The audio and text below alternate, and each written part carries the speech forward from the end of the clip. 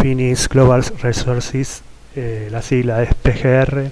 Bueno, esta empresa de origen londinense, de origen inglés, está abocada casi en su 50% en vaca muerta, donde tiene varios convenios con muchas empresas petroleras de Norteamérica, como Exxon, Qatar Petroleum, bueno, también del Medio Oriente, Petronas, etcétera, etcétera, con muchísimos acres a disposición y con mucho terreno para explorar, pero bueno, ahora vamos a ver lo que está pasando. Perfecto, vamos a analizar. Esta empresa se analiza cada 6 meses. José Luis Manzano es diputado menemista y familia tiene el 4% de las acciones de esta empresa. Esta empresa, el resto es Mercuria, que tendrá 80 y pico por ciento. Ahora lo vamos a ver en la página. Ya llegamos. Shareholder Information. Mercuria tiene 83,6% y menos del 17% está en acciones, bueno, como cualquiera de nosotros podemos tener en la bolsa de comercio día acá. Esta empresa también se cotiza en la bolsa de Londres. Bien, es una de las pocas empresas que quedaron de residencia extranjera que cotizan. Antes teníamos Santander, Rexol, Petrobras y Telaris. Bien, bueno, el que entrega en octubre, que en realidad es el primer semestre que va del 1 de enero del 2020 al 30 del 6 del 2020, el déficit es 55,42 millones de dólares. El primer semestre del año pasado arrojó 34,92 millones de dólares. Una cosa en la reseña que después lo vamos a repasar son algunos highlights. Por ejemplo, la producción diaria promedio es de 4.369, cierre la mayoría de la producción desde abril.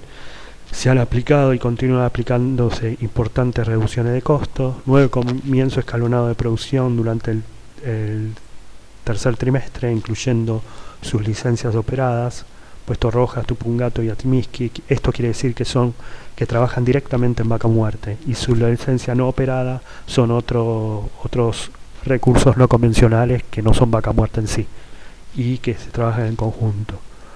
Perfecto, vamos a la reseña. El COVID pegó de lleno a la empresa desde el mes de abril, luego de la notificación de YPF respecto a que suspendía la compra de petróleo. La compañía tuvo que cerrar sin opción su producción de crudo en sus licencias operadas, como dije, la de Rojas, Atimiski y Tupungato, y otras áreas no operadas. Además se han parado los proyectos de áreas no operadas como Chachagüen, que tiene un gran deterioro, y en Tierra del Fuego. La compañía continúa tomando las medidas necesarias para reactivar su producción. De hecho, el tercer trimestre está gradualmente volviendo todos los procedimientos de seguridad y tomando todos los procedimientos de seguridad recomendados. Los ingresos por venta del primer semestre son de 25 millones de dólares, lo que significa una caída del 63,7% con respecto al primer semestre del 2019. El 96% de los ingresos son provenientes del petróleo, el resto del gas. Los operados en vaca muerta son del 45%, o sea, los ingresos que vienen de vaca muerta es el 45%. La rotunda caída, además del cierre de producción, se debió a la baja del precio del barril, con una caída promedio del 25%, y los del Brent estuvieron en mínimos históricos. El gobierno argentino estableció un precio fijo, $45 el barril, llamado barril criollo, que duró solo ese precio mayor al Brent, solo 10 días. Vamos a ver un poco del cuadro de resultados. Acá justamente la diferencia que hay entre ingresos, y de hecho los costos son mayores que los ingresos, ¿no? Porque el año pasado el margen bruto era muy pequeño también. Seguimos, los costos de venta insumidos acumulan 38,57 millones, un ahorro del 42,5, pero que no llega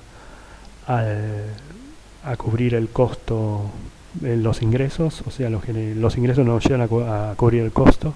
El EBITDA dio un negativo de 31,85 millones de dólares, que es 6 veces más que los 5.150 millones de dólares, una pérdida por la pérdida operativa tremenda, aunque bueno, al revalúo o el desvalúo de diferentes bienes de uso, se menguó un poco el EBITDA, si no sería peor.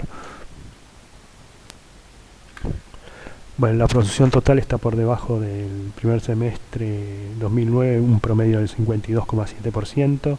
Bueno, la parada de la fábrica.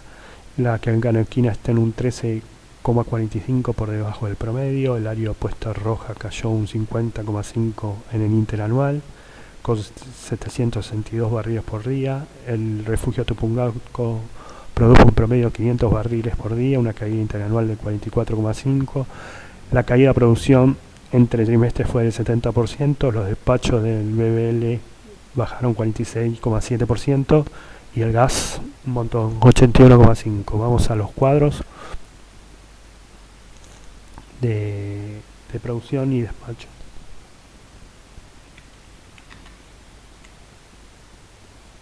Bueno, este es el cuadro de EBITDA y este son el despacho.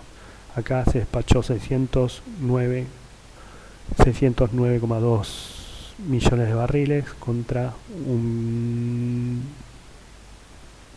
1.142.419 millones.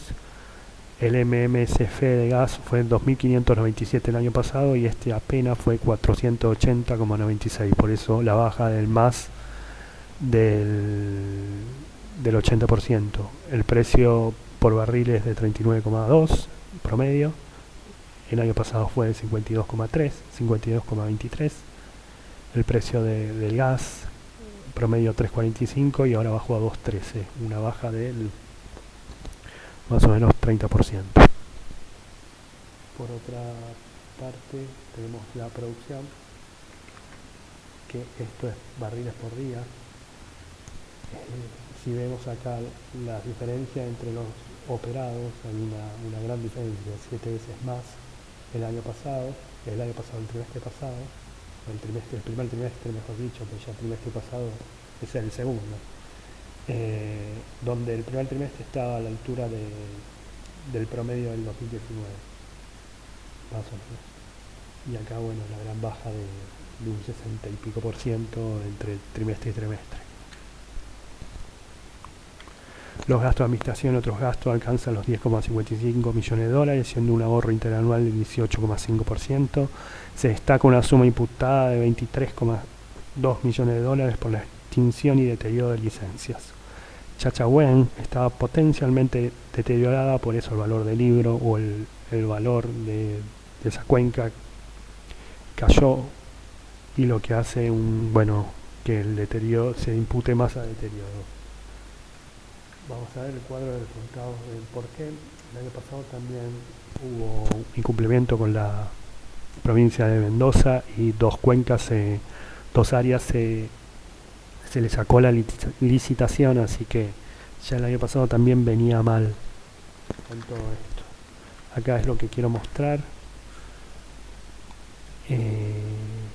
18.180 el año pasado, 18,2 millones de dólares y este año 23 millones de dólares.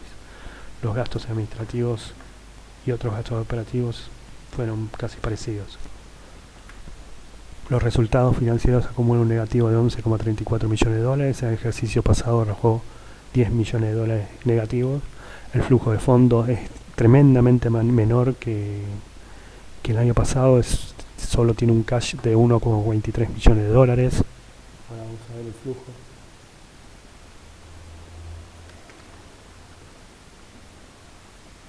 Donde, los fondos originarios no hubo préstamos, no hubo financiación, entonces se tuvo que mantener con esto y el cash bajó mucho, de 58 millones de dólares a 6,3 millones de dólares. Por eso la gran diferencia entre el flujo, ¿no? 20,5 contra 1,4. Bueno, las perspectivas mencionan la importancia de Mercurio, apoyando a la compañía en la situación actual, designando préstamos, hoy con una línea promedio de 4% más LIBOR anual de interés, con el derecho a convertir deuda por un coeficiente de acciones. Esto para cubrirse de Mercurio, que tiene la gran potestad de esta empresa. Vemos primero la deuda, ¿dónde está? Acá está la deuda, aumentó unos 14 millones en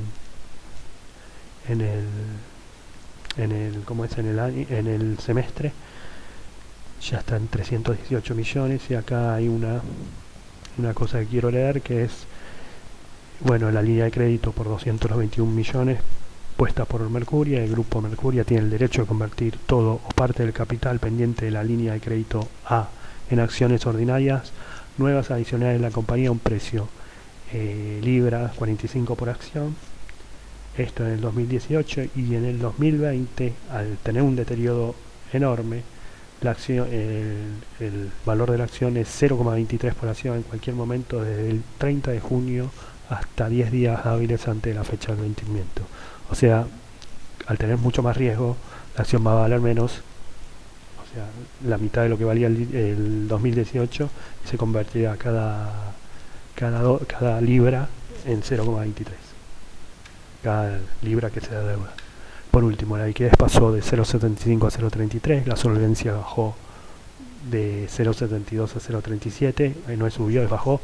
El valor del libro es 0,37 dólares, la cotización es 0,08 dólares, la capitalización, multiplicando la cotización por la cantidad de acciones, da 36,6 millones de dólares. Esto es un 10% de la deuda más o menos. La pérdida, un 10, un 13, y la pérdida por acción es un negativo de 0,12 dólares por acción. Bueno, listo. Gracias por todo.